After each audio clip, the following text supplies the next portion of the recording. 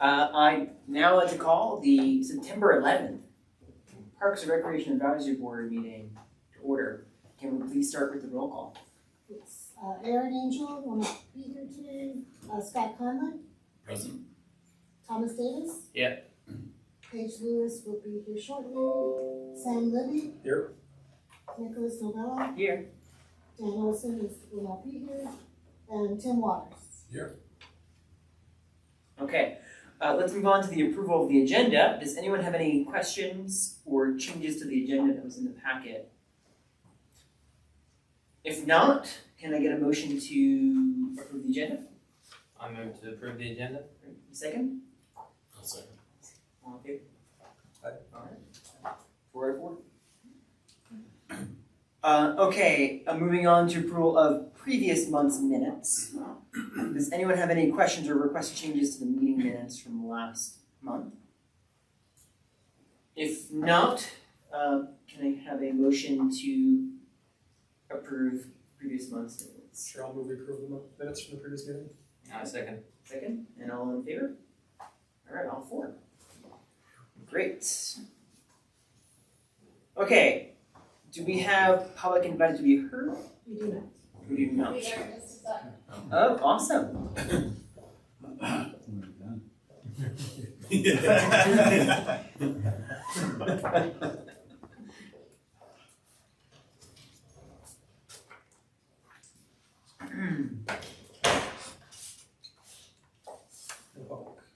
No public to be heard. I'm going to move into old business in just a second, but since Paige is here, we can call Hayes. I don't know if this is against the bylaws. It's not gonna take very long for either one of these. That's true. Well, we'll see. There might be some discussion.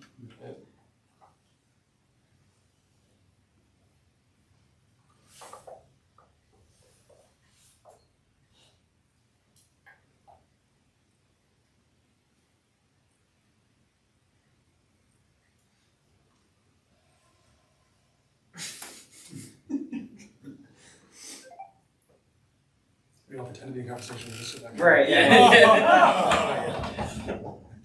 Taking a brief Page. quick time out here. I thought you were just adjourned the meeting as soon as she walked out. And we're adjourned. Okay. Same gavel. No, this is. I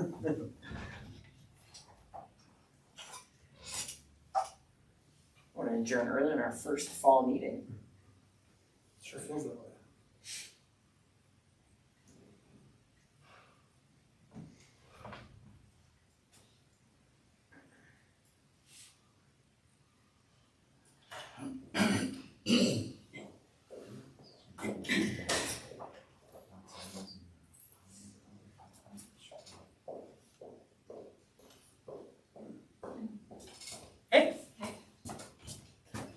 Great meeting. Yeah, so we're adjourning now. No, just teasing. So we just finished a public invite to be heard. We do not have anyone here. So we're going to move into old business when you're ready. Ready. Okay, let's move on to old business. So the library, recreation, and culture. Jeff, are you going to give the update? Dennis. Okay. Sorry. Well, there's not much of an update. There's not a whole lot we can talk about. We are, we have received some information on the factual information that we'll be able to give out. We've received it to give feedback. So we've done that, given some feedback. So we're kind of waiting for that to happen. I believe we have a meeting scheduled for Thursday, if I'm not mistaken, to talk about kind of what we can talk about based on that and how we would respond to questions. So I'm looking forward to having some of that. And other than that, I think everyone knows where we stand. We're out there for ballot right now. Anything else? I've just add that, that Ben and I as staff have been invited to, I think it's 4, got 3 and then backstory. So 4 different 5 with the one you just talked about. So 5 events where we've been invited to come and give factual information about the recreation ballot question. And the one on the 30th, Jeff can't go that day, but I will be able to be at that one. Okay. Saturday the 30th. Any questions about that? ballot? What, if you're asked, and I don't know, I would have an answer to this question, I don't know if it's the right answer, so check it. To the question, so if this fails, what's the future of Centennial Pool? I think that is a great question, because if the question fails, there is no resource to, you know, repair the pool, and we'll have to, you know, limp along like we have, but we're not gonna be able to do that for, I would say, no more than 3 years. Yeah. You know, and, you know, we'll probably have to go to another ballot question to either revisit that or look at closing it down. Because the estimated cost was 23 million. Bill's burning. If we were gonna just do the pool, it's gonna be $23 million. Yes. For $8 million, it was gonna be just the sport court, demolished the pool, sport court for $4 million is our share of what the whole package is. Yeah. It's Centennial. I just don't think there's been enough conversation about, and hopefully it comes during these sessions, about, so what if this fails? We know what the implications are on the west side of town. There's nothing. Yeah. But I don't think we've talked enough about what the implications are at Centennial. I think there's an assumption on the part of too many people that if you don't do if this fails, somehow we're gonna continue to patch that up or hold that together. And I just think people ought to know that's unlikely. Yeah. And I think you've hit on something that, you know, the city really isn't saying a whole lot right now. And I know that we can't be advocating one way or another, but I think it would be good, and that's part of our conversation for Thursday, is to, you know, start talking about what is included, you know, why we're trying to do it, and give at least the background information. Again, with no agenda of trying to ask people to vote in favor or against it, but just to get as much information out there as possible. And I think interacting with some of the advocacy groups, I think they would say that that's a shortfall right now. Just so this group goes, I'm gonna interview Jeff on the 25th of September. I mentioned this to Scott. I host a program for Longmont Public Media that nobody watches. Although Scott said maybe he watched once. I'm one of those 68. Very few. But it's, you know, it's storytelling about what's going on in Longmont. This is an important story. So Jeff and Harold and John Solomon, the panel. I mentioned to Scott, when people show up, we have a live audience. It's a live program that gets, you know, replayed. And we typically give people a chance to ask questions if they're in the audience. And I'm only going to ask questions that are factual in nature. This would be one of them. Jeff, what do you think, you know, would be the future of the pool if this doesn't pass? But audience members could ask other questions. Whether they can't answer, I might. Or reframe it in a way that's a factual question. So if anybody's interested in being there, because you get a chance to raise questions that might give us a chance to expand, you know, what the understanding would be, you're invited. So, you know, if you're not doing anything at 6 o'clock on the 25th, and then you're gonna run right over to the. Yeah, right now, it's full on Full right after that. That's Where is that? Longmont Public Media. I don't know where it is. It's the Carnegie Building, north end of the library. Or Carnegie Annex, I guess, to the library. What's the program called? The backstory. The backstory. Yeah.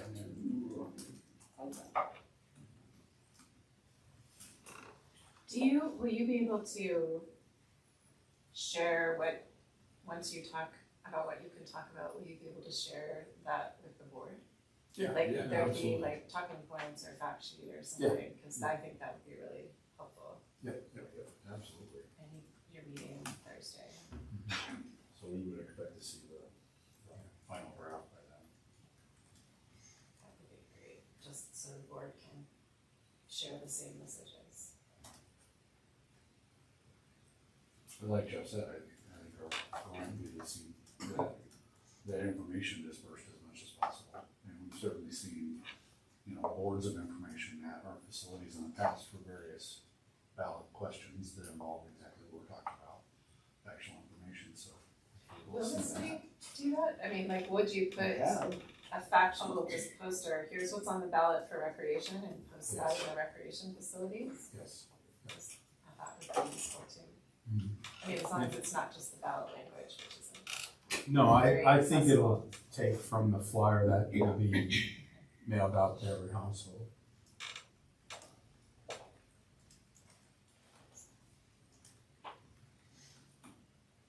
Is there, just with regard to the rec center location, is there someone in transportation that's like a key contact for people that have questions about the transportation, parking related issues for that site? I'd say Phil Greenwald would probably be the person. So I'd refer people to. I can get you his contact information. And he would be able to participate in public meetings just like you guys, right? Yeah, he would have to follow the same. Right, so he can be invited. Yes. Other questions from the board? Yeah, Scott? I have a few that I'll try. Yeah. So, earlier on, Harold and others, I think both of you had said that there was gonna be a memorandum of understanding between the city and the Y addressing, the naming of the facility, pricing of the facility. There was a number of, city council members, who voiced, the concern that even with the, higher pricing, with city pass wouldn't make the Y facility, as equitable. Has any of that been put together yet? No, it's not finalized yet. Okay. Is the goal to get that done before November? Yes. Okay. All right. Is it goal to get that done before the 25th? Right, So I can ask that. that's an important I question. will check on that. Because that's gonna be big. Yeah, because as part of that too, it would be interesting, because the ballot language has like a list of things that the Y would include. And so that would be, a one way to hold the Y accountable for their $12 million in the land swap. But I could see that there's a lot more details that have been discussed, there's not really in the ballot language, that I know I think it's the intention of council and staff to have them also do. And so it would be good that that is all outlined as well. So, and then I guess my other question was just timelines, like let's say if we pass in November, it seems like there's gonna be still more public hearings to finalize what the design is, but what is what would the construction timeline look like? Well, we've kind of imagined this out a little bit. If it did pass, that if we were able to get on it very quickly, that becomes an RFP. You can see that if we get it out. Of course, you're right around the holidays, which is always a joy with those sorts of things. But you can see getting into picking January into February, mobilization late February into March, and then you get a period of public feedback, public meetings, looking at actual design. So well beyond what we previously had looked at in feasibility study.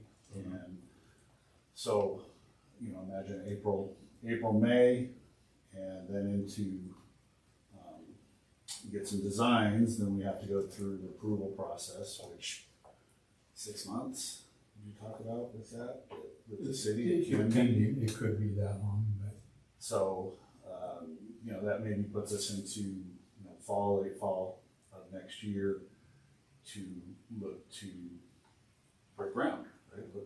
Yeah, and one of the things I would just say is that David and Stephanie have just gone through a process of design build, and the city seems to be very interested in how well that's working, and that might be something that we could consider as well. My thought is that based on if everything went well, late 25, early 26 is when the facility would open. And I think the Y might be right around that same timeline, and of course it really depends on when they can get their commitment for tax support to build the housing part of the. Tax credits. Yeah. Right. So, okay, that's great. Sales tax though starts January 1, 2025. I mean, are we accruing sales tax for a year before we actually are employing? You know, I don't, that's what I read, I thought, but I don't know, you know, if Jim knows the timeline of when we might get started, so I will verify that and get back to everybody with his response. Okay. Because it doesn't seem to make sense that we would need to be collecting sales tax until the facility was ready to open, but maybe there's something that he knows that I don't know about that. We'll find that out. It's a good question. We haven't had that conversation. The only sales tax I think that would start immediately, honestly, would be the library. Yeah. Funding at the preferred level, which that Yes. language has particular meaning in terms of their feasibility study. If that question passes. Okay. Yeah, I'd be surprised if we start collecting the sales tax until we were ready to staff it. Which is somewhat before the facility opens. So by staffing training, I would think there'd be some period of time, which they'll let us know. But that's a great question. Yeah, if I remember right, we opened the Longmont Rec Center in March, and I think we started hiring staff that October before then. Oh, okay. You said that we need like 6 months of approvals at some point. Is that building permits, utility permits, those kind of things? And the design review to make sure all of the different components of the design of the building are addressed and meet city code. You know, stormwater, getting power there, all of those kinds of things. Are there a lot of external approvers, like I'm thinking of utilities or nobody else who's providing services there that could be holding that up? Excel would be a part of that, but they're usually rolled into that development review committee work. Does it get more complicated if the library gets passed, or is it less complicated? I don't know. Depends on what chair you're sitting. Right, yeah. Ask them both to find out. Could be interesting in my chair if that happens, but. Yeah. Yeah, for you. Right, I mean, assuming that there's basically then kind of two groups of the public that want to. have, Yeah, you but know, my thought would be that at that point, maybe we link our design build together so that we're all working towards the same cause and the same dates, rather than starting to develop some type of competition that might go between the library and recreation. That don't want to do that. If we're building a connected facility, you certainly think we'll design it and build it together. Because I can't imagine doing it that way. my goal is it's not just connected, but that we have some interplay between the staff and not having to have multiple desks that we have to staff. John Solomon, who's the library director, really is interested in not having people have to go and stand at an area to check out books anymore. That he wants people that are rotating around the different floors, that you could walk up to them and say, hey, I want to check this book out, and all the staff have the device, you do it and you're on your way. So lots of different things to talk about, but if they both pass, I think we can share some of the amenities without recreation and the library having to both build things, so that we ultimately can provide more to our community. Is that an opportunity for like cross training across parks and library? Is that kind of where we're heading with that, or not really? Potentially, I think Okay. it's something we've talked about a couple times, that there's a perfect world of that, and it's hard to get to, but certainly worth exploring. And you know, we're in a unique situation. About a year ago, recreation, golf, the library, and the museum were all put under one department. John Solomon, again, the library director, comes from an experience where the library and recreation were both together in Inglewood, so he has kind of that background. So I think it works well for what we're looking at doing.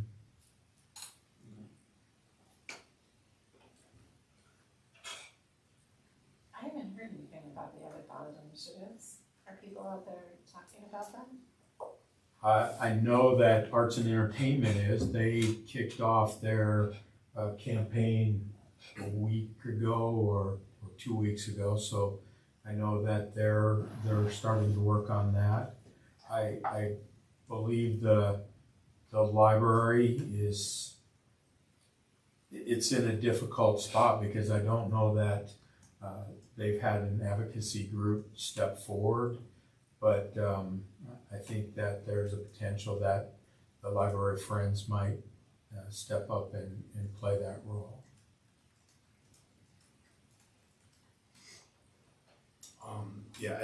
Festival on Main, the LSO was kind of like de facto talking about the art center as well. Oh, were they? Who Yeah. was? The Longmont Symphony Orchestra. The board member is one of the three key people for their, the board chair, I forget his name is, unfortunately. He is one of the three committee chair people for the advocacy group too. No. That's Robert Steve Cooking. Is that Steve Cooking? Scott? Yes, yeah. Any other questions? I would just say that if you're out and about and you have questions that come up and you're not sure how to answer, you could certainly reach out to Ben and I and we can get you that information. Great. Yeah, I think it'd be really helpful to have your fact sheet and when they ask questions. Yeah. Let's just say one more thing.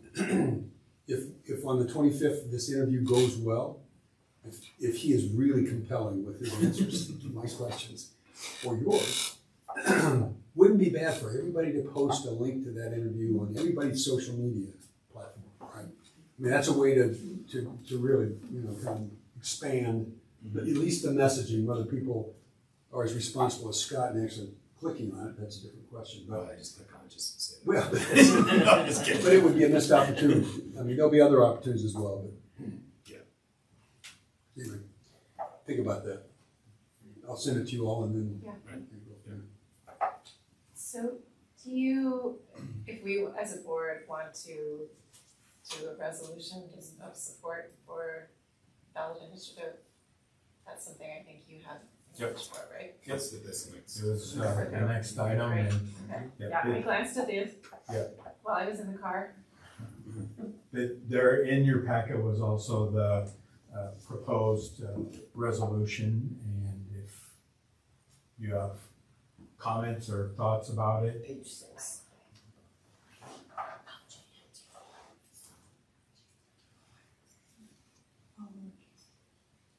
Do you want to move on to that? Is that that's all the update? Yeah, yeah, so we're ready to talk about the resolution.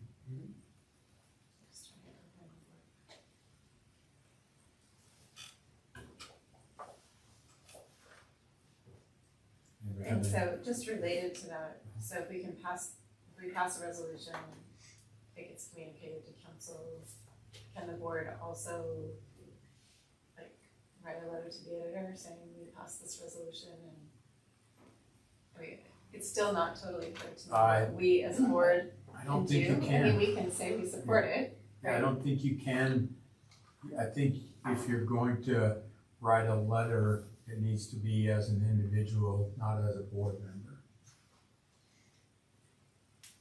Which kind of defeats the purpose of even doing the resolution, because you can't, there's not a lot you can do with it. You can cite it though, and Matt from the Times Call will probably, I mean, if you give him the link, he probably republish it or Okay. parts of it.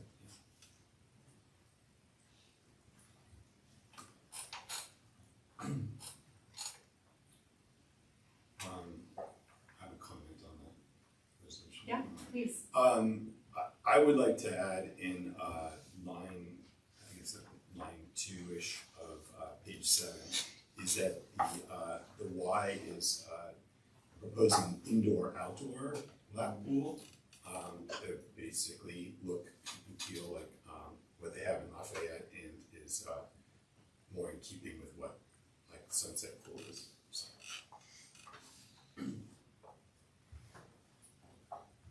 Suggest just adding that indoor/outdoor instead of lap pool. Any questions about that? Is the design that it's gonna be the removable bubble like Lafayette, or a mix somehow? Retractable roof is Okay. what they'd like to do rather than a bubble, because it costs them too much.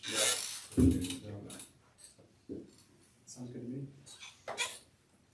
I had a question about, in the very first part talks about the number of visitors served each year, and that Longmont has 100,000 residents, and we've outgrown the current rec center.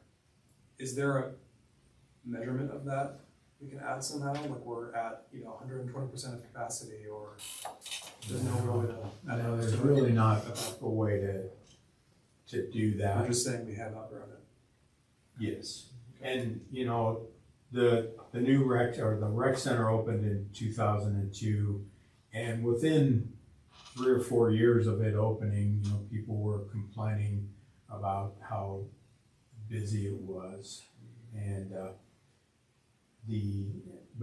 because there's so many different nuances of the pool could be really busy one day, the fitness area another day, there's really not a way to, because we could take 1,600 people a day and not have issues with that.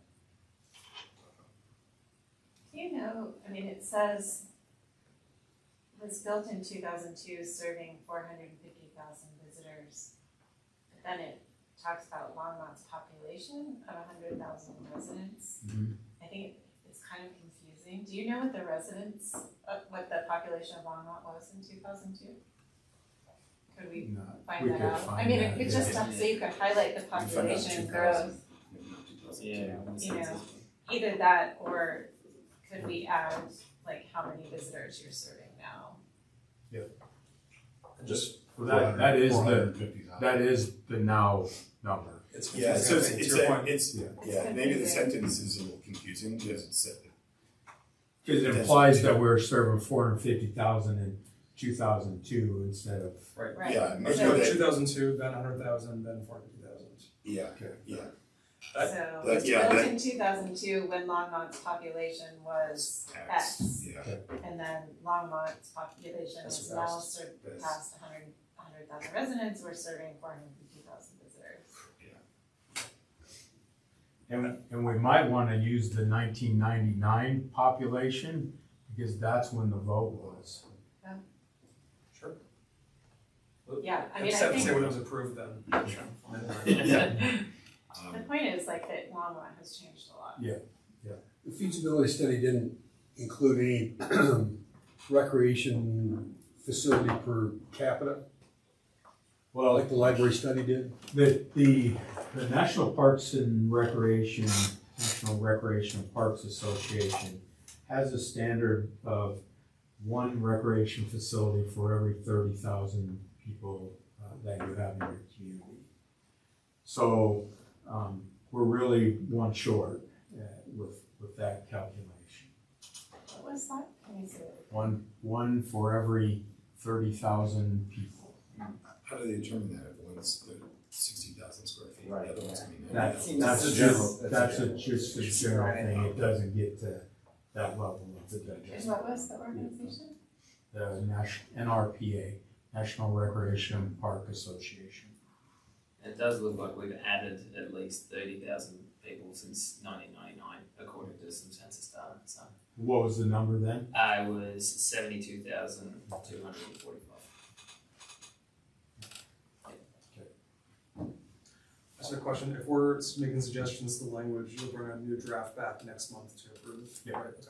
I'm all good with that. Do we want to, is there any way we can approve it via email? Yeah, or- just That's why I'm just concerned if we Right. want to change that. Say language. that these Is it changes worth the and then go changes? forward.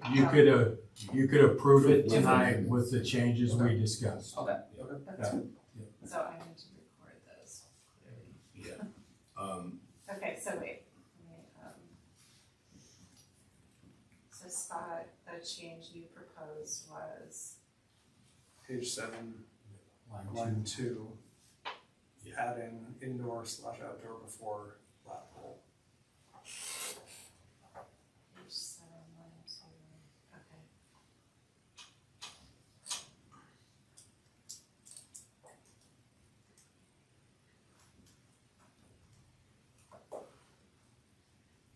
I know you're taking notes too, but I'm just trying to do extra. More notes to go.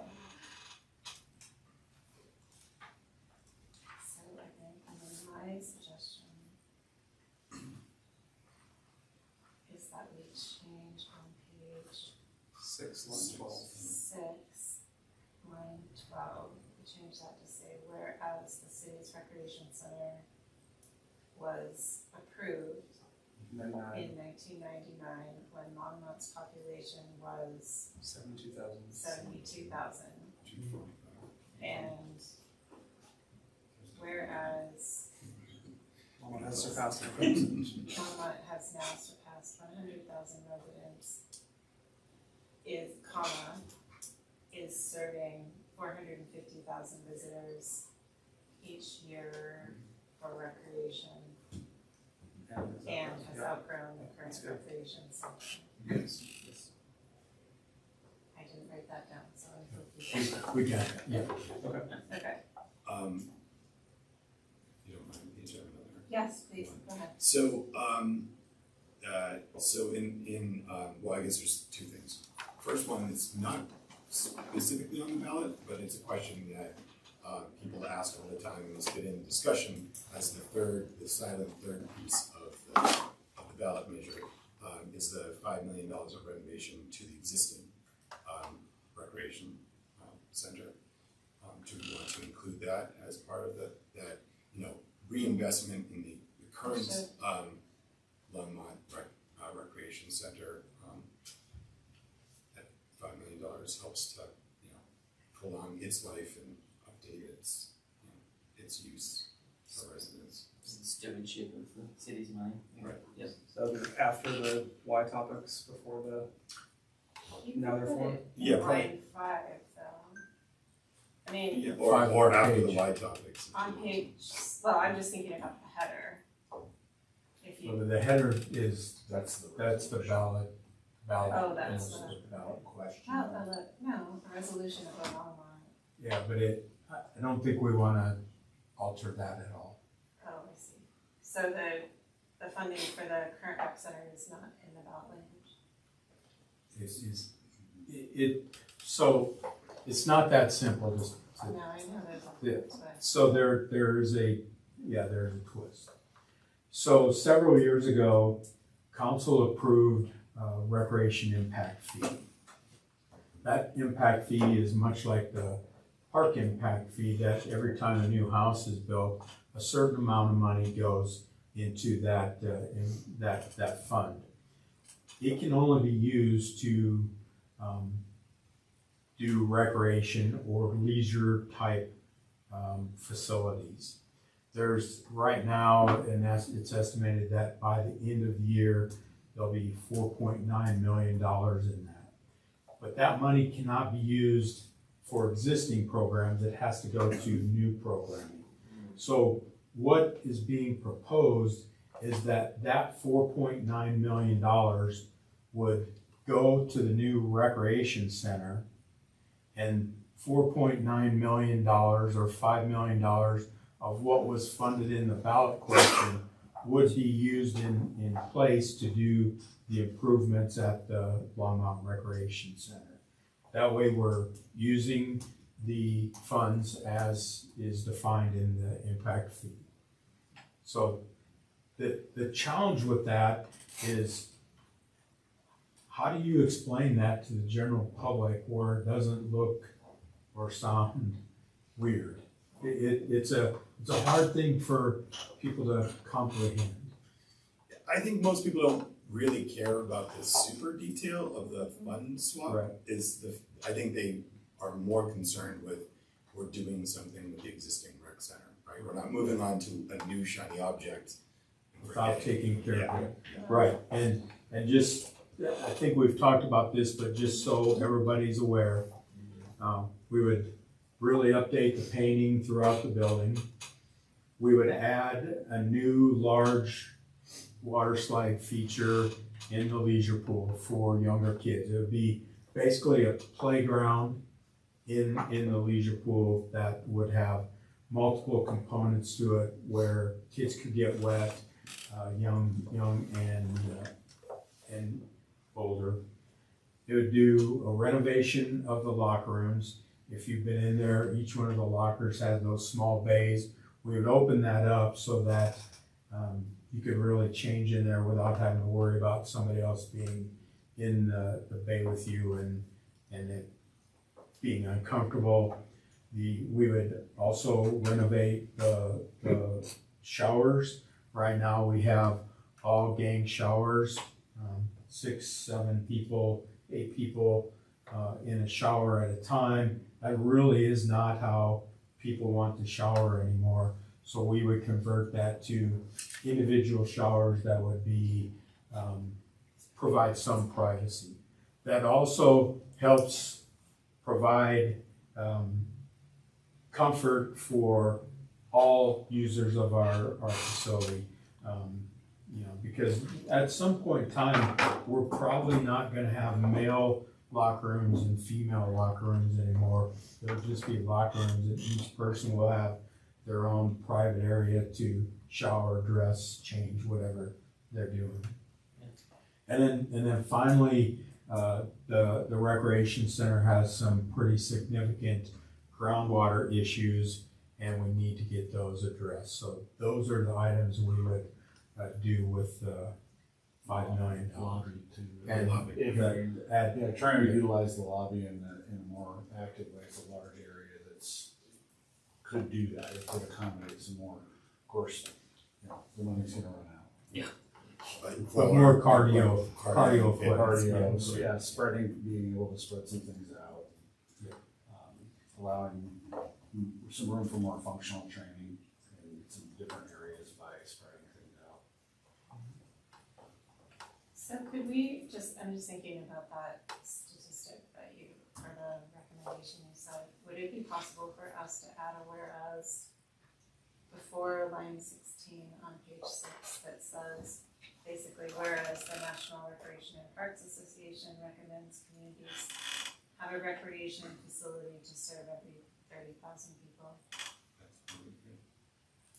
Semicolon, and then go to the whereas staff brought forth a feasibility study to the city council showing the need for a new recreation center, and then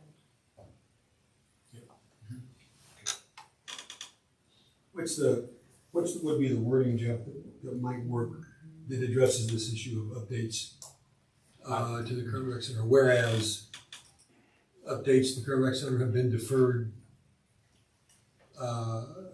pending, new resources or something.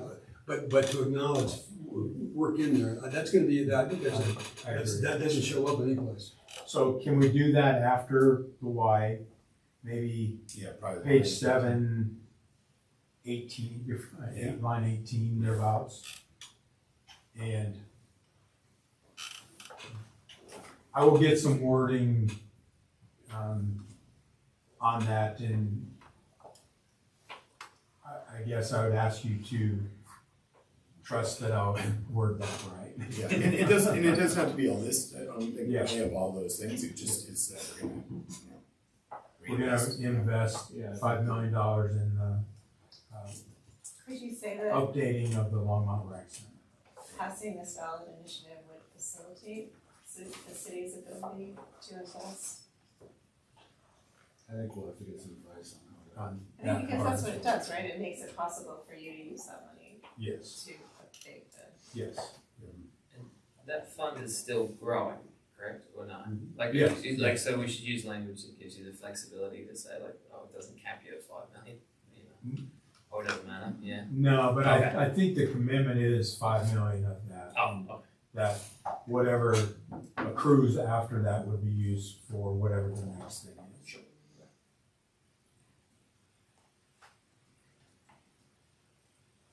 And we'll run this by Paige, all of this, and then make sure she's okay with it, if that works for everybody. That way, we don't get in an issue with, open meetings.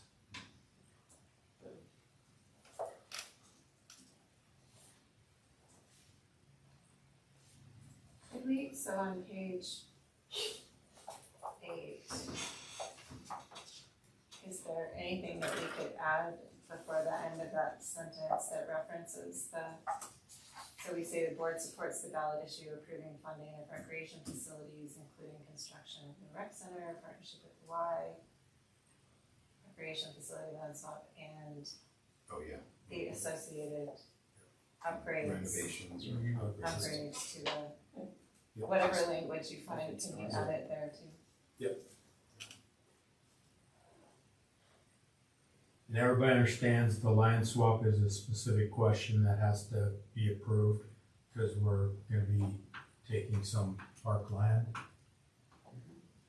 So, happens if the ballot initiative, like, this passes, but the land swap piece doesn't? I think pass? it's all in one question, so it Oh, cannot, Yeah, it's either we're all good That or makes we're it all better. Yeah. bad. I was like, Yeah. but wait.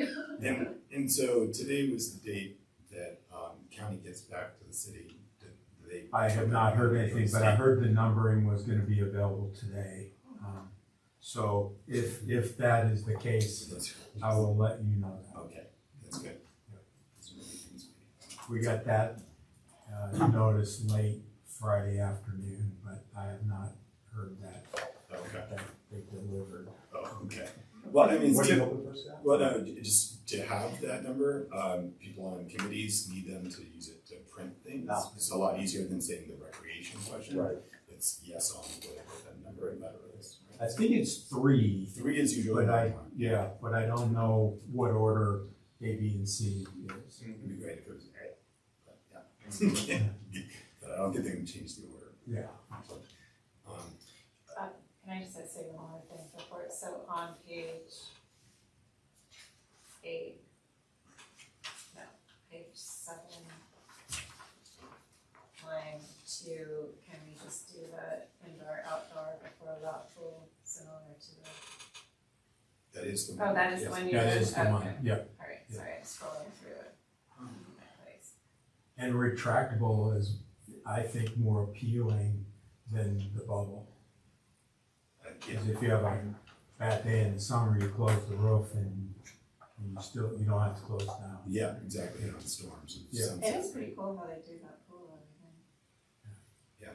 I mean, 'cause But it they were- becomes I was there the other day and they had the whole weight room and everything, like they can open or close the doors to that too, and so people working out in the weight room.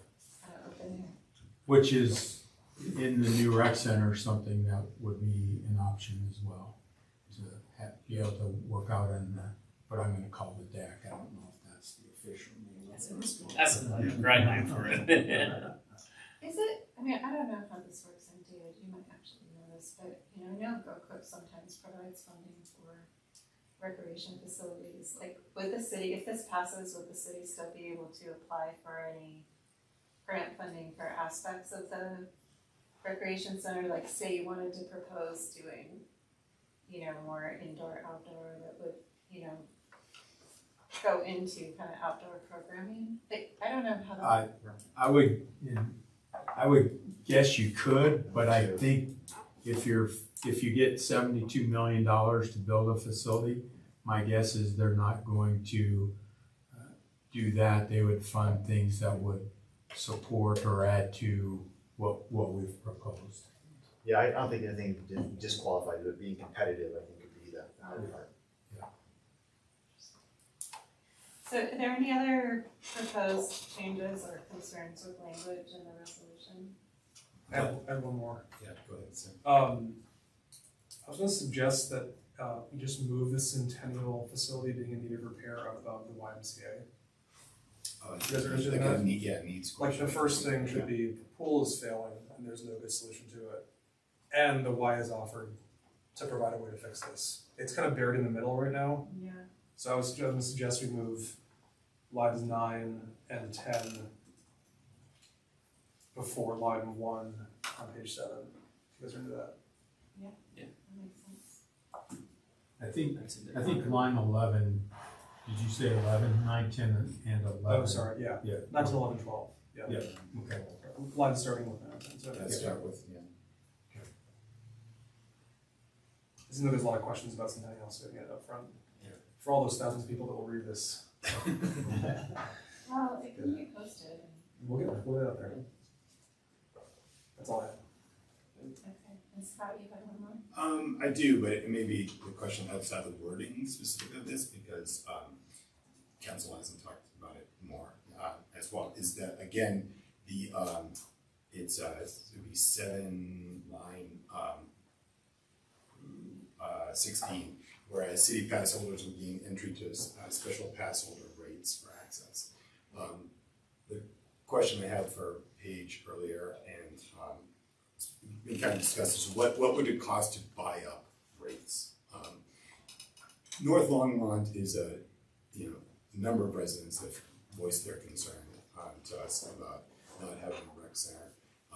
This the Y is basically kind of a third rec center that is quasi city rec center with our investment in it. But if they have to pay a higher rate to go to use the local rec center in their neighborhood or in their part of town, they're probably not going to feel that way, right? They're going to feel like the people in Southwest Longmont got a better deal than the people around Centennial Pool. I can't imagine applying 450,000 residents to $5. That seems to be a huge number to say that that's what we would buy up. But I don't know what the difference in there that council would be comfortable with or staff would be comfortable with to make it more equitable. Are you talking about outside the election? Yeah, this is outside the election, Like- because this question isn't part of the election at all. Right. And it's part of how people So- are deciding. What do we Yes. give the Y, city pay the Y to provide that service every year? That, Right, yeah. okay. I don't know what that number is. But we can look at that. and Is that talk with part the of Y. what would be in the MOU negotiation or no? No, because we're negotiating, as we know right now. If we were to say, and I'm just gonna throw a number out, it's gonna take $250,000 to get it where city pass holders wouldn't have to pay anymore. That's a whole budget process that city council would have to approve, and I don't know what that number is. One of the challenges of the $12 million and how to come up with a fee is that the $12 million really goes to build the new facility. Right. So even if, let's just say that the Y wasn't a part of this and it was just the city doing it, the 12 million would pay for that. We would still, just like we're gonna do at the new rec center, have to set fees to be able to pay for the operation of it. The Y has to recover 100 plus. Recreation is at 80%. So that, the rec center will always have some type of tax support. The Y doesn't have the ability to do that. So they have to set fees at a rate that covers their whole operation. And I think people forget or don't understand that $12 million doesn't do anything to help with day one of opening. It just gets you to day one. Right, yeah. And so that's a real challenge. And really the only way to make it equal would be the city would have to write some type of check to the Y on top of the $12 million that's already committed. Right, I mean, I was on transportation board when we decided to buy up fares at RTD, but we didn't increase the street tax to do it, right? It became a commitment, experiment for 1 year, and then became, well, you know what, we're actually putting more people on the bus on a regular basis. So it's a neighborhood that, is less served, and so price is a bigger concern. I mean, really the proposed rates are basically doubling the seniors' rates, if they're there for, they go there on a regular basis. I would Can I weigh in? Yeah. We have the, Because I'm gonna argue with you. Get ready for backstory. Yeah, this is something we can talk about. the CARES program, right, with the acronym, I would have to go back and reconstruct in my head, but how we subsidize, whether it's utilities or, other costs that folks in the community are challenged with. It's not like we don't do that now. You could add a council could very easily give direction to staff, or the staff could bring a proposal and say, we want to add that feature to what we already do at this cost, right, or this amount of money, at this funding level. And in order to participate, residents submit, I know it's an application, but they submit information, they have to qualify, right? And which I would assume there'd be some kind of means testing if we're gonna subsidize this. But Scott, I think that's where, it's already set up to do this. It would just be a matter of the council saying, add this and come back with a proposal. We wanna know that we're successfully addressing, whatever those costs are gonna be. Even if they have to earmark something in terms of out of the general fund, beyond whatever the fee structures are now. The other thing I would add to this, for me, it took a while to understand how I might have any voice in the budgeting process, right? And what I did learn is, you want your voice into that process no later than the first week in April. So whoever chairs this board, make a note to self, first week in April, you ought to have your budget recommendations in. Now, I don't know that PRAB has ever, as a group, offered budget recommendations, and I don't think you're asked to do that. If I was on the other side of the table, I wouldn't wait to be asked, right? I've never been asked. That doesn't mean I haven't submitted my recommendations the first week in April, which I do, because the first meeting in May is when Jim, or whoever, assuming Jim's still there, Jim Golden will present his budget parameters, right? That always happens now, the first meeting in May. If you want to have your recommendations in far enough in advance that Harold and Jim and everybody else would know, these fellows would know, somebody from this group is going to be there to ask questions. Nobody ever comes and asks a question. Honestly, from the public, we spend $450 million of your money, nobody asks a question.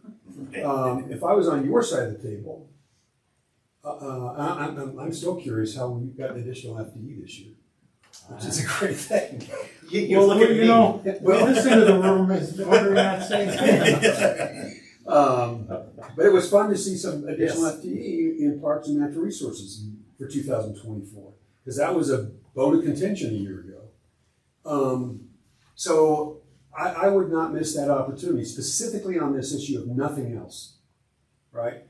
You have a recommendation to make, you ought to make it, and you ought to make it in early April of 2024 for the 2025 budget. Thank you. Can't argue that. You didn't say it, I said it. Yeah. It's on the record. Yeah. I think to what you're saying, Scott, also it should be noted that the YMCA has a significant scholarship program. That they have varying rates for folks that, based on their own criteria. I can't address those, I don't know those, but they have a high percentage of the population that goes there do not pay their full fee in the first place. Mhm. So that should be noted also.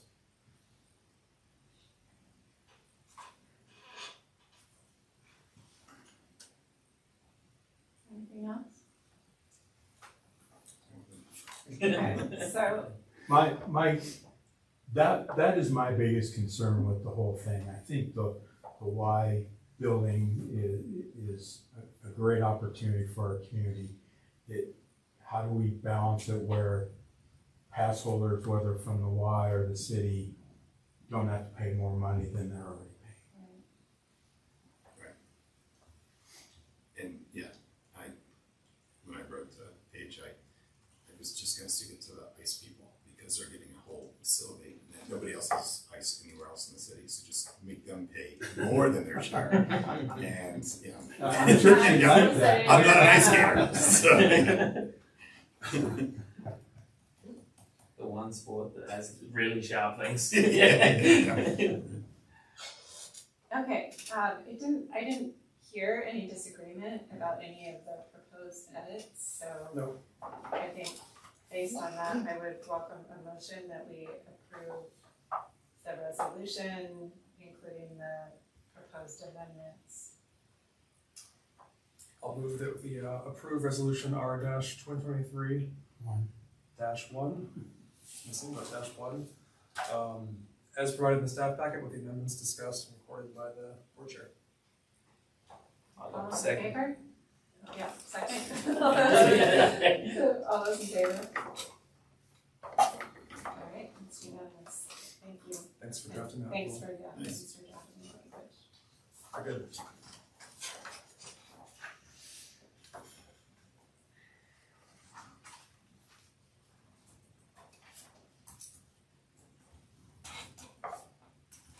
Okay, we don't have any other old business.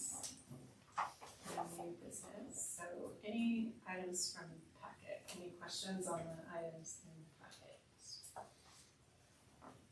I have several. Yes. The Boston Avenue Bridge contract is awarded, sounds like. Do we know when closure will start? It says they're It's supposed to preparing, be this week, and I do have an update to respond to all of the questions that were last month. I don't know if you want me to do that now. let's do it. I'll go, yeah, say, Paige, you mind, I think, when we did put the agenda together, Jeff had his stuff on there, Paige's like, well, what are you guys doing, David? And I'm like, we'll have some updates That'd be from great. the packet and stuff, so if you guys don't mind, if I just want to do that right Yeah, now, it'd be please. great. I just do it in PowerPoint because it's easy.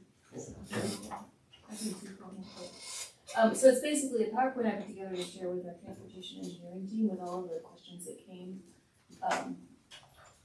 last month. And so what I've done is capture. So I'm just gonna go down this list and we'll touch on a little bit of everything.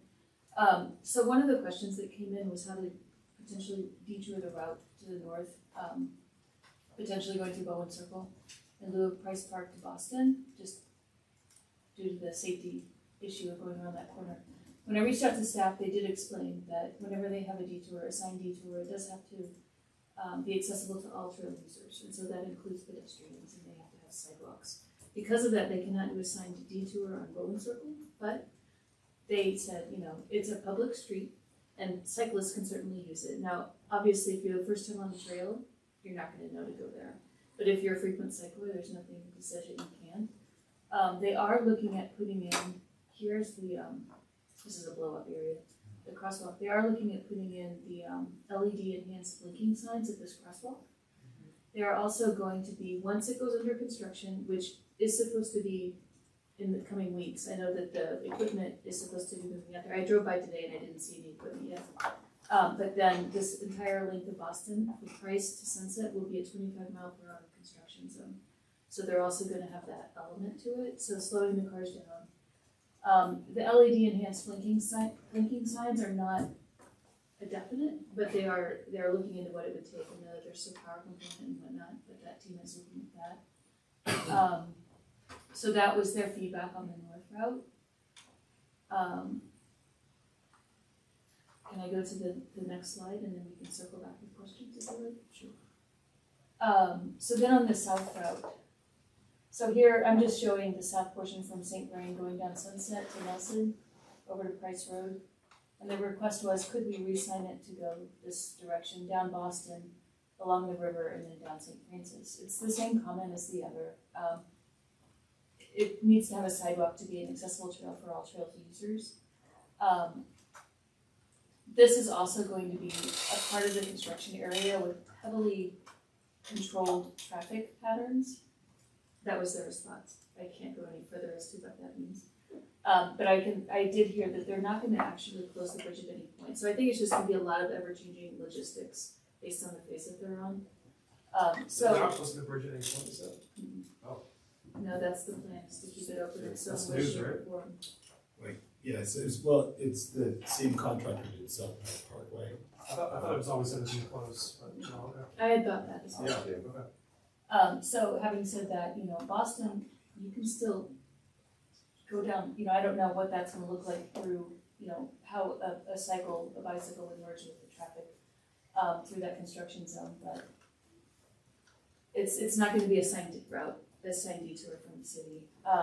there weren't any other, aside from, there really weren't any other opportunities for improvement along the south portion. So I don't have as much good feedback to give on that piece of it. But if we continue down, we did talk about the lack of signage. And I did, once again, go around the route and took photos, and I said, well, there isn't any, there isn't any. And so they are looking at adding 27 additional signs. They're being fabricated right now. They'll look like this, but they'll be a diamond shape. And they're gonna be at all these locations that you see along this plan. So it's gonna clearly demarc the detour route from the beginning. Kind of to line the of end. sight then, so you should be able to see the next one by the time. Yeah, you're you here and pass. then you look up and you see, and so then you're continually going. I noticed when I was going around, you get here and you're like, well, where is it? You don't know where it is, and so they acknowledged that that's an area they can improve. They're also installing flashers at this railroad crossing at Sunset. So that is something that is in progress and that will be coming in. And then the last piece of it was the train track. So this is zoomed out to show First Avenue and Bowen. And here's the area. It is a big gap. Unfortunately, it's not the city of Longmont. It's the BNSF railway that would need to make those improvements. So I have elevated it to our transportation team, who does interact with them for different crossing work, collaborates with them, but they can't promise that they can cause any, make any headway with Arlington Northern and Santa Fe to actually move that up in their schedule. But we have raised awareness with that piece. So I'll open it up for questions on those pieces. Yeah, no, it's good. I appreciate it. This is because the spur line is super low priority.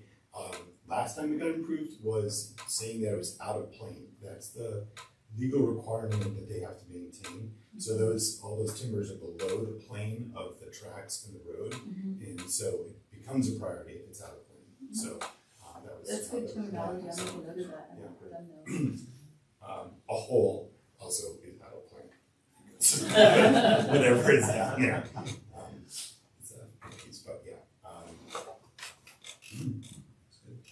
Yeah, we definitely would appreciate the big signs. I will gladly forego history on why we have the little tiny signs. Yeah, Having bigger signs would be, very it is intentional with real nice big Yeah, signs. exactly. So I think Like that's gonna be an pirate improvement. signs. So, Well, just because we were only allowed to make them a certain size, and we were debating that we're gonna make them slightly bigger, and I said, Once the construction starts, how long is it anticipated to take? so they have the construction, in this area here, but then they have the levee for the Corps of Engineers up here. So once all is said and done and that trail reopens, it'll be most likely summer of 25. What about, you said Boston Avenue won't close, how long will it take to? This is, I think it's 18 months from the beginning. And then this is a little bit past that, because So- this one doesn't start construction until towards the end of the year. So then after the bridge is done, can we open up the trail behind Luck Hand so people can use that and then jump back on? Once they move up into the Isaac Reach, will that intersection allow for that section to well, At least going the other way, not This this way way. here, you go this way, right?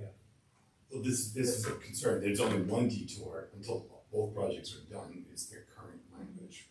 well, and then they're going to be working, starting over here, work on the other side of Sunset. It just kind of keeps going and there'll be a new detour. But can we open that Right. part of the greenway and then rewrite the detour Right. Right, for the Based last on the new- So quote it'd unquote be- 6 months, which would be Yes. like 12 months. Exactly. that's a good question. Well, this, Because the problem right now, right at that point at Boston Ave, I can already know that there isn't, unless the bridge comes with the adequate sidewalk connecting to a sidewalk, you couldn't detour and go out to Sunset. You would have to only detour and go the opposite direction, which is super counter. counterintuitive, if someone came up along the trail, so. Because we're not, even though I think we annexed the triangle, right, we're not gonna build the 40 feet of sidewalk with this bridge project. Sorry, it's a transportation issue, but it's, yeah, so. Okay. What triangle are you talking about? So this, I don't know what I just call it the triangle, Sunset, Boston Avenue, and, Creek Triangle, and The river, no, up further to your left. That This That triangle right there. I think that has now been annexed, into the city. And the sidewalks go about halfway, so just before you get to the entrance to Colorado Materials, the sidewalks stop.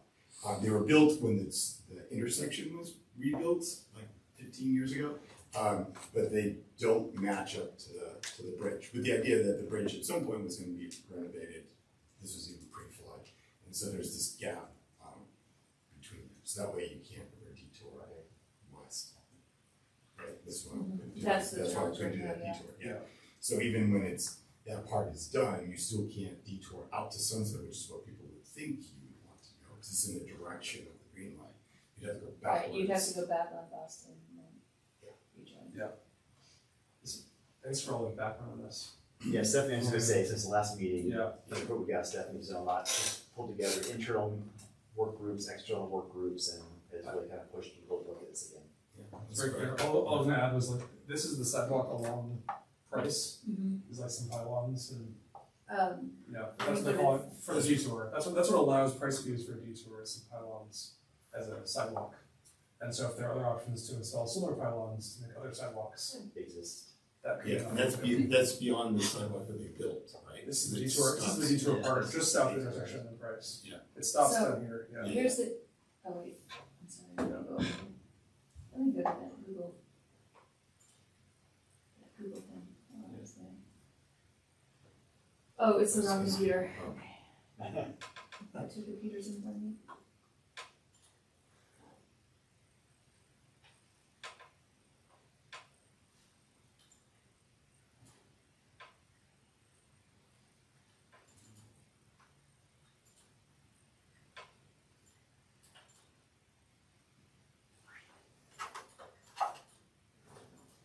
Down where you were, Yeah, before that turn.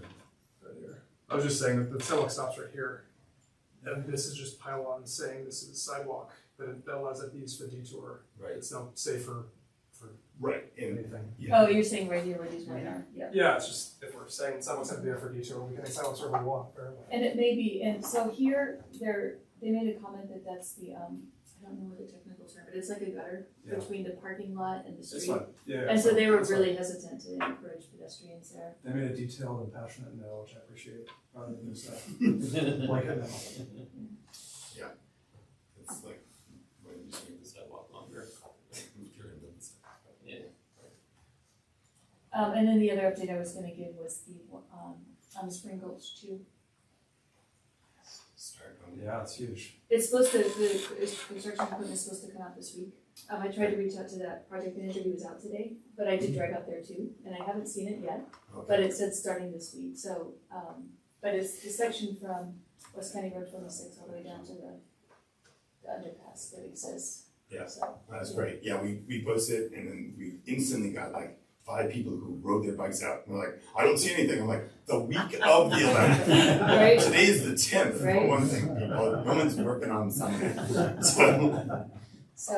that's pretty exciting, and he said that will be completed in July. So, Wow. we'll have a really good That's awesome. activity. Yeah, that's all when you looked at it. It's like that. I only have one question, which is, what's the crossing like on County Road 26?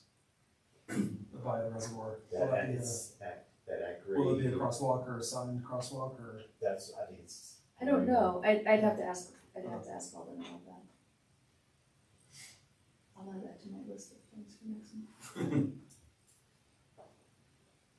I wasn't here at last month's meeting, but I just thank you very much for doing this really clear, like, reply to the crowd's questions, and it seems Absolutely. very easy to understand, and I appreciate you reflecting what was asked and, you know, showing how you addressed it. That's super helpful, so thank you. Okay. Yeah, no, that's awesome.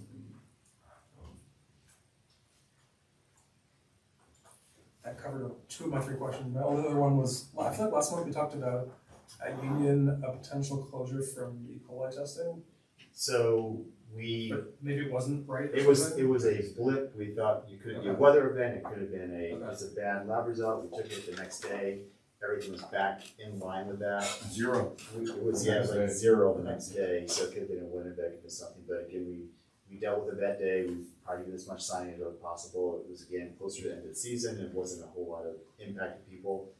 The beach is now closed, so.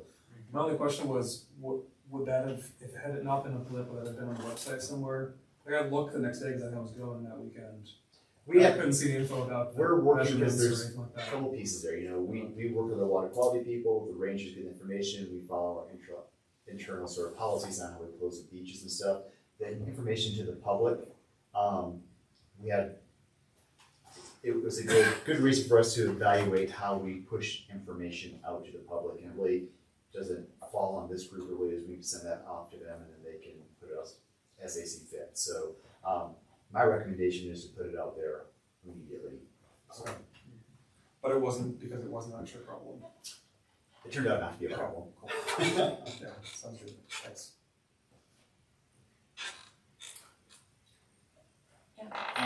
So it's on the same one, same as said, but it's about the clay soils for agriculture.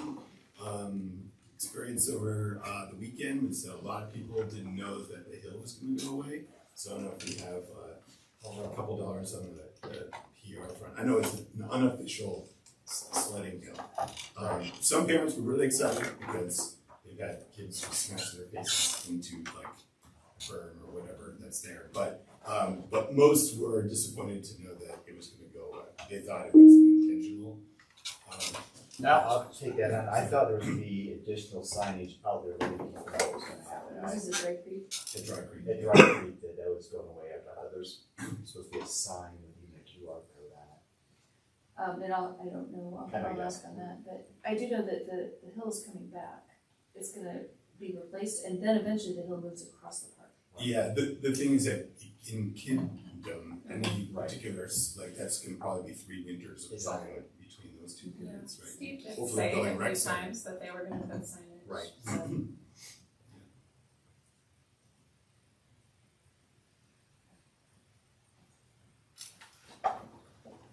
So yes, with him not being here, I'll take that on, she'll probably help, so.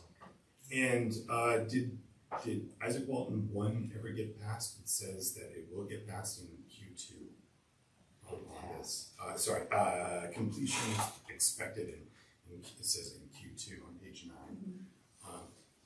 I'm assuming it has. I'd have to look at the map, you know, which. That's the one. Oh, so it's the one behind It's left the there. other Yeah. one. It's Because we had some certification issue with like a sprinkler head or something. I think it was. I'm not sure if he's going off track or anything, so. Okay. I had a question on a different topic, but if there's others or not. I wanted to see if you could tell us more about the Nature Everywhere application that Taylor included. It's on page 10.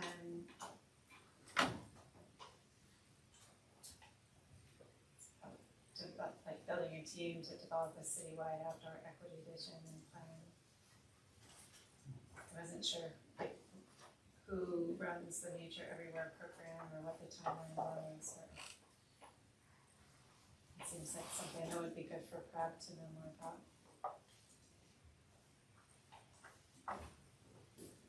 It's at the bottom of page 10. Yeah, I'm looking here, and it's something that I'm not, one of the things I left off with Taylor, we started working last year with Thorn Institute to do some more work up here. I'm not sure if that's tying into this, but we have been trying to do more to tie that in. I'm happy to have Taylor maybe come to our meetings and talk about this program, but.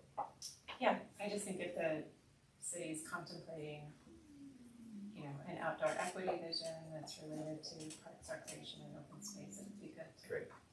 engage Prague in that and make sure we're up to speed. Any other items from the packet? We've got one more, I think probably for Ben. There's the recreation revenue trends in 2023 on page 17. it says here that the current revenue projections show the year still finishing around 4.1 million, which is a couple $100,000 over budgeted revenue. So what are the implications of us being over budget? Well, that's a good thing. When it's revenue, it's a good thing. Yeah, no, I understand. What are the implications? Does that mean that we Are you able have, to retain that? would we be retaining that? So what does it happen? What are the implications? Yeah. It means the general budget is slightly better. But it does, Okay. as we go forward and we come around to budget again, that allows us to have more flexibility potentially. To appropriate money in the future to bring some of that 1.1 million that was reduced during COVID. Right. That's very nice. Right. So we're slowly getting some of that money back, but we have to hit our revenue amounts. The other challenge, and Ben, I don't know if you want to talk about it, is cost recovery by financial policy is at least 80%. For the proposed 24 budget, it's only at about 71.5. So we have to keep getting those revenue amounts up to start balancing things back out.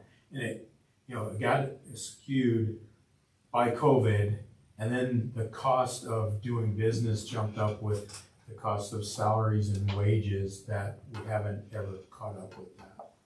Yeah, so that decreases our flexibility, that fact that we're not at 80%. We're actually operating at right about 80% right this minute.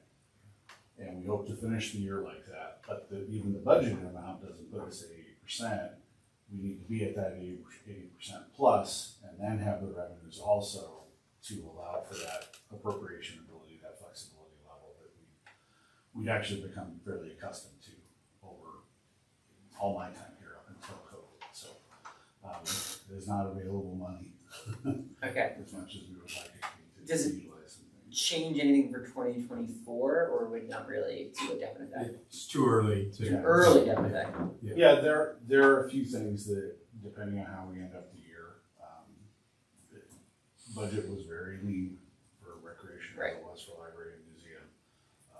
And there are a couple things that we'd like to look at based on how we end the year. We're hoping that flexibility that we end with the 80% or a little better, that allows us to look at a couple things next year. We have been told we'll be able to do that. So Okay. All right. Thank you. it's going in the right direction, I think, but there's still ways to go, unfortunately.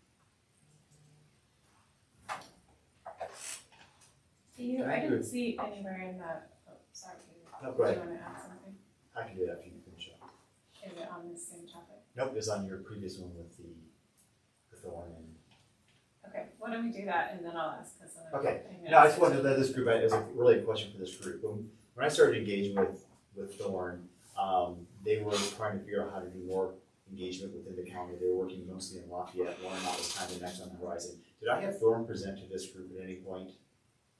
So maybe that's what I can see between Taylor and that may be something that, talking about what their next step was. And then we really did, it's been a few years since I've been involved, so we really made that transition where Taylor's really picking up that work. But it was a good conversation with Thorn Institute about how they really like to make Longmont the next spot they bring their programs up to. And just remember, we have a history with Thorn, I know. that Yeah. sandstone that always seems to get forgotten. So they like to build on that too. I think you were part of this conversation when we first started doing this. That'd be great. So my question was just, I didn't see, anything about the sort of construction. When will construction for the ice pavilion start for this season? End of September, In September? beginning of October, first week of October. Which is, our normal time. We will be hiring a new ice coordinator. Gene Scott, who had been part of the ice rink since we opened, has moved, and so she will not be. She moved away? Yeah. She has now said she might be in for a couple weeks. Oh, really? Never mind then. So If we get her in a little bit, then we got far. her. building part, having her expertise in the building part is helpful. Yes. But She's we just had, such a nice person. we're, she is. is. And we're very comfortable with where we're at with the staff that we had last year that were involved in that and getting it built. But Jean's amazing, so having her for a couple weeks is a big deal to us, for sure. Awesome. Anything else? Okay. Then I think we go next to items from staff. I just wanted to make sure everybody knew, Saturday, we have Rhythm at Roosevelt Festival. 2 to 10, come out, any and all day.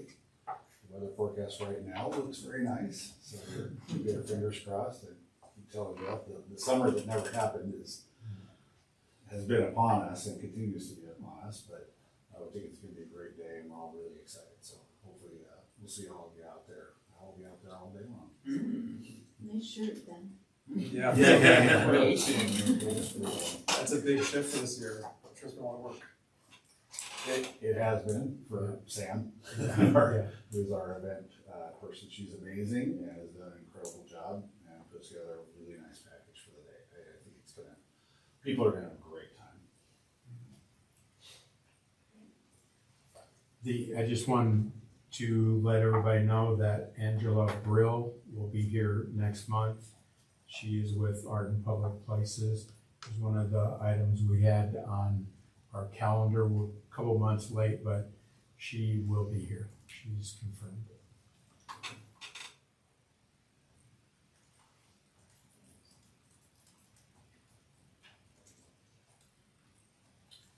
was just gonna say, after Paige's comment about what we're doing, I appreciate everyone reading those packets and seeing what this work group's doing, but again, if it's Taylor and the volunteer group and Stephanie and her team, we really have a great team working right now. And what they're doing is amazing, and I think Stephanie had me sign a paper today, so they keep me busy. It's been great. It really has. We're really starting to see stuff move along. It's been sitting there for years, and it really is. It's been a response from council and leadership that we need more people to do these projects, and it's been really great. That was a perfect segue. We didn't even practice. I know. So this is something we just finished. So the pedestrian bridge at Spangler. I think I signed on that too, so. You did. That's big. All we've got left is a little bit of sod and some seeding. We're just trying to coordinate that with the development next door, but otherwise it's open. So you would have a continuous trail now and it connects to Baker Street. So yeah, it's pretty exciting. We reused one of the old bridges that had been stored and put new thinking on it. Oh, that's nice. So brought it across town. Oh, this is the bridge that's been saved? It's Yes. one of For all this yeah. time? Oh, that's Yeah. awesome. So, you know, it's a little different. It's always good to take them in the summertime, in the Right, after in the- photo. Right. Yeah. It's green and happy. Yeah. Yeah. The before instead of when I was. So, I did have one other thing to dovetail with David. The recreation team, as of next Monday, fingers crossed and knock on wood, we will have 2 new staff members and we will be fully staffed for the first time in, I couldn't even tell you, years, 5 years. Congratulations. That's So- awesome. Hopefully that will hold for a couple of weeks at least. We also have a really good team that's working really well together right now, so it's very exciting. Awesome. I will, just because Dr. Waters here tonight, the other piece, because we get some of this additional staff and still recognizing we can't do everything we want to do, is looking at those partnerships. So the Rose Garden, which has been something we've been striving with, we've built volunteer programs around it, and still, we kind of went through an exercise and says, what does it really take to get to what we want? And we probably figure it takes 50 hours a week. And, you know, we have a staff person who works 40 hours a week that's doing Roosevelt, Thompson, Collier, Roosevelt. It's just not possible. So the volunteers been a great program out there, but we're meeting on Wednesday with some individuals from the Flower Band to see if we can look at this as our partnership with another kind of iconic business in town, see if we can do some work out there too. So.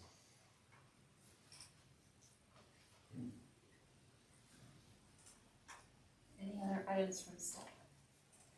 Items from the board?